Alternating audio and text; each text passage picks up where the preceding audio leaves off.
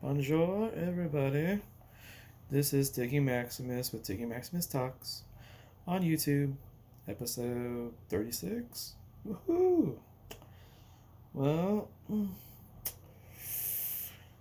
let's get into it, guys. I want to talk about, let's make some predictions here. Um, we have a UFC Vegas 65 card. It's also known as apparently UFC Fight Night 215. Um, we actually had a main event been canceled with Spivak and Derek Lewis. I was actually looking forward to that fight. I wanted to see Derek Lewis bounce back, but unfortunately, Derek Lewis was sick today, so they had to change the main event. It's now going to be um, Kenny Nizchukwu going up against Ian Kutilaba. That is your new main event in, I believe it's the light heavyweight division. So that should be a good one.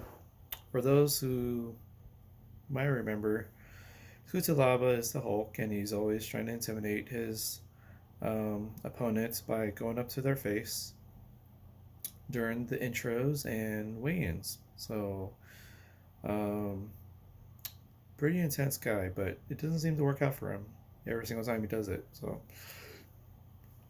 um, for that, if I'm gonna pick a winner between Neshchukwu and Kutalaba, I'm picking Neshchukwu to win this one. I'm probably guessing the first round knockout. Next up, we have um, Chase Sherman and Waldo Cortez Acosta. I'm picking Waldo to win this one. Um, we also have a fight between Andre Fialho and Muslim Salikov. That one should be a good one. Salikov should have won his last fight, but he couldn't finish the fight, and so he got finished by, I think, the Leech. I think. Um, I am picking Fialho to win this one. Um, uh, so those are the only three fights that haven't happened yet. Um, so go ahead and make those picks. Follow, make some money off of those.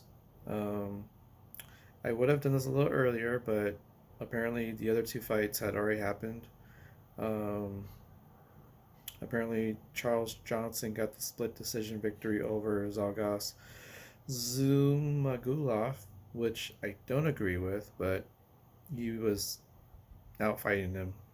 Head strikes, um, leg kicks, body shots. So I was like, it wasn't even. I had to watch it myself, but I don't know if I agree with that split decision. But you let it go to the judges. So, um, and then Jack Della Maladena, he pretty much, you know, just beat up Danny Roberts in 3 minutes and 24 seconds in the first round. So, I was picking Jack anyway. Jack Madalena. So, so yeah. And I'll just go quickly through the NFL picks so I can post this pretty fast. Um, uh, oh, before I forget, UFC 281. What a great card. Got to host it at my place, and I just knew it. I predicted Alex Pereira to defeat Israel Adesanya and take his middleweight championship. I might have been the only person possibly who probably thought that was going to happen, and well, body shots, the left hook from Alex, brutalizing punishment by Alex Pereira on Israel throughout the whole fight. Even though Israel was quicker on most parts of this fight, but honestly, all those punishment just started adding up, and once Alex Pereira knew that he was down 3-1, and he knew he needed a big finish um, on Israel Adesanya, so um, that punishment, you can see it just accumulate over the fight, and it got to a point in the fifth round where um, I think it was like 2 minutes in or something, and you just started noticing Alex Pereira just deliver some more body shots and got a left hook around the guard of Israel Adesanya, and it got to a point where Israel Adesanya was just hunched over and just looking at the ground, and at that point Alex Pereira was about to throw some more punishment until the referee just stepped in and realized Israel is no longer defending himself anymore intelligently, and we have a new champion, Alex Pereira. And Alex Pereira has some challengers. Although he might run it back with Israel Adesanya, I would want to watch that. But Khamzat Chimaev is calling out Alex Pereira, and that's going to be such a massive fight for the middleweight championship. And Alex Pereira might be able to defend that championship against Chimaev in Brazil. So Chimaev really wants it in Brazil to prove a point, and I guess kind of stick it to the Brazilian crowd that Chimaev is the real deal. And one other possibility is Alex Pereira might face number one contender Robert Whitaker. That should be a good matchup too. So can't wait. And Zhang Weili, she did regain her championship by defeating Carla Esparza. Um, it was as I have expected it to be. I kind of thought that the aggressiveness from Zhang Weili was going to be the big factor in this one, and got the rear naked choke. So and then Dustin Poirier weathered the storm, and he was able to start teeing off on Michael Chandler, and broke his nose actually. So it was a very big bloody fight, and some of the blood poured into Dustin Poirier's face. um, so yeah, overall good card. You did see Frankie Edgar lose to Chris Gutierrez by knee strike, and then that's his last fight. That's his retirement fight. So um, so yeah. Um, let's get into making predictions for NFL Week 11. So, before I forget, Titans did beat the Packers on Thursday Night Football on Amazon Prime. It was kind of what I expected. It Titans are getting to be really good now. Aaron Rodgers and the Packers, they look like they're still kind of in a mess. So, um, let's see, Bears and Falcons. I'm picking Bears to win that one. Browns and Bills. That game got so much snow in Buffalo, they had to move it to Detroit. So, but I still think Bills will beat the Browns. Eagles and Colts. I'll pick the Eagles to beat the Colts in this one. It's gonna be a close game though. Jets and Patriots. I am going to be picking the Patriots to win this one. Nope, change that. I'm picking the Jets to beat the Patriots. Um, Rams and Saints. I'll pick the Rams to win this one. Giants and Lions. I am picking the Giants to win. Panthers and Ravens. I'm picking the Ravens to win that one. Commanders and Texans. I'm picking Commanders. Raiders and Broncos. I got the Broncos beating the Raiders. Vikings and Cowboys. I got the Vikings winning that one. Bengals and Steelers. I got Bengals coming back to win that one in Pittsburgh. And Sunday Night Football, it got flexed. Chiefs and Chargers. You know what? I'm gonna pick the Chargers to win this one. They're getting back Keenan Allen and Mike Williams in this game, so hopefully Justin Herbert can utilize all his offensive weapons and get the team to a victory on national TV. I'll probably be watching at home and get some good food. And then 49ers and 49ers and Cardinals are in Mexico City. I am probably picking the 49ers to beat the Cardinals in that one. Um, so those are my picks, guys. Ride them to some money, make some money off of it, have some fun watching it, um, get your good food on, and enjoy the game with good food and good company. Um,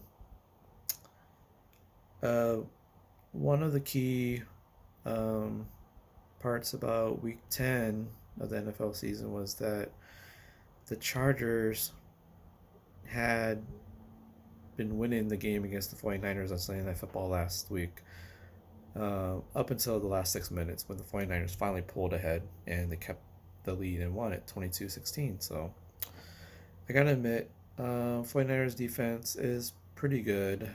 Um, and it got to a point where the 49ers finally figured out how to expose the running defense of the Chargers.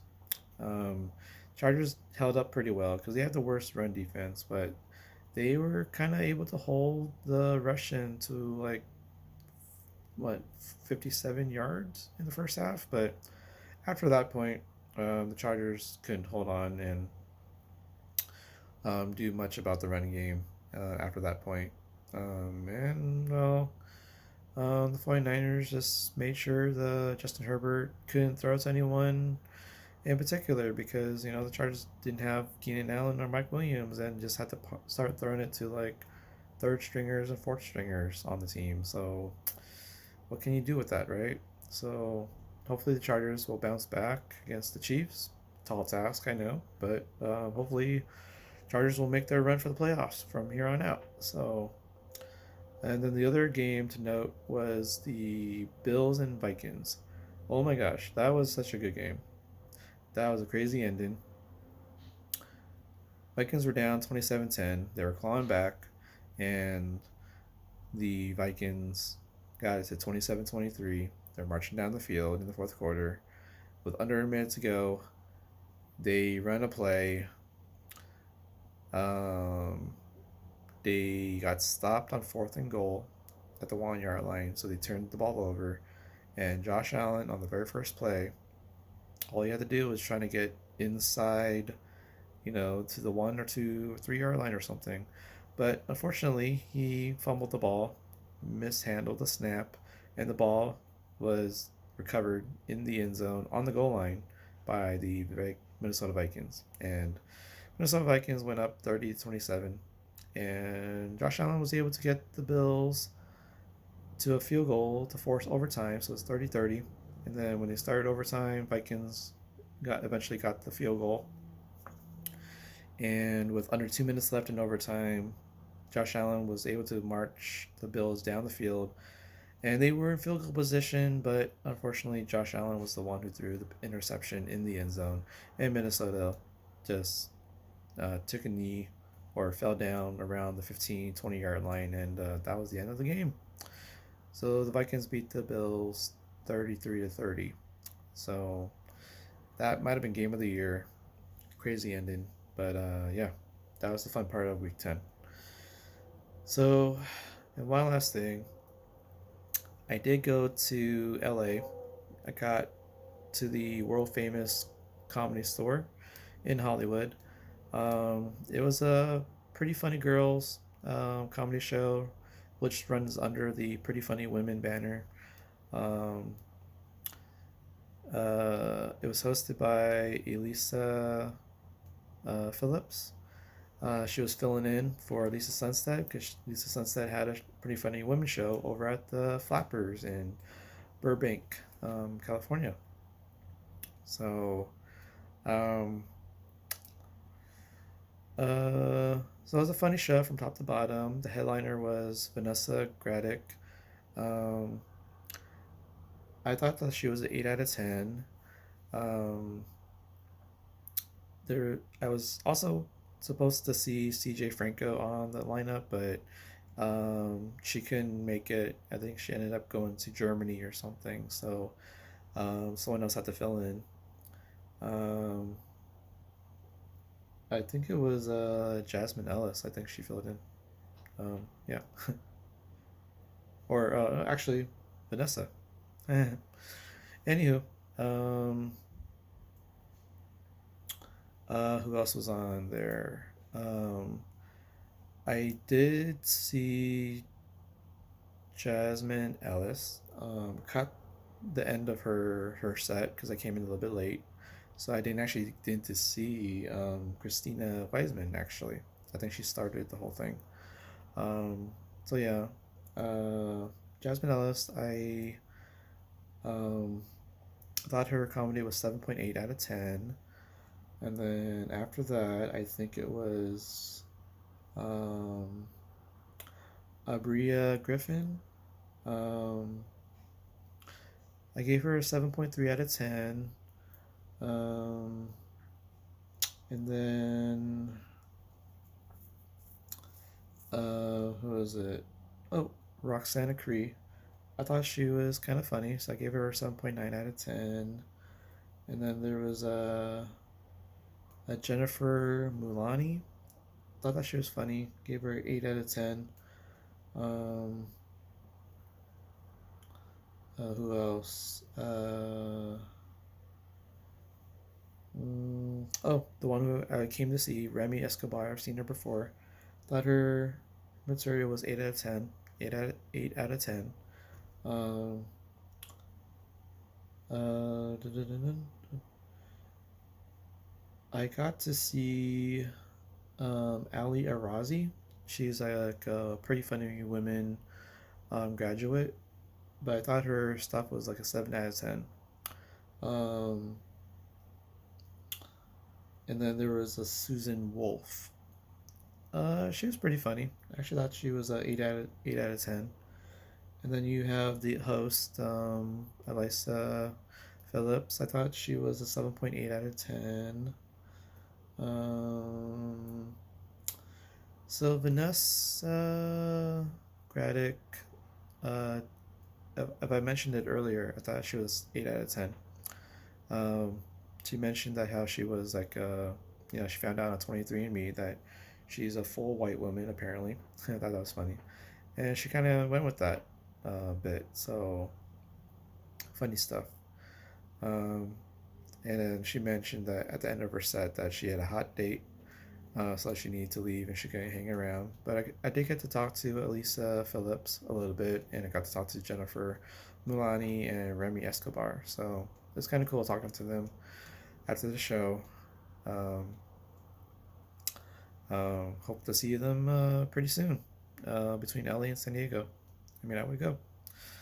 Um, I did go to the ramen joint up in LA um, before I went on my way back to San Diego. It's a really good ramen place. I got to show you Tonkatsu ramen bowl. The chatsu pork was pretty good, very tasty. The broth was very tasty. I even added corn. That was good. I also had the cucumber salad. That was good stuff too. Um, and the place had like a nice decor, very like minimal, but they made the minimal decor like worth looking at. Um, they had like these flat single piece boards that act like shelves, and they had like Funko Pop figurines, um, Funko Pop figures, and that kind of like made up the decorations inside the ramen joint. So, and then it was a nice staff. I like that. And the parking was in the parking lot of Staples, so you don't have to pay for parking. That's a big plus for me. Um, so that's it, guys. We'll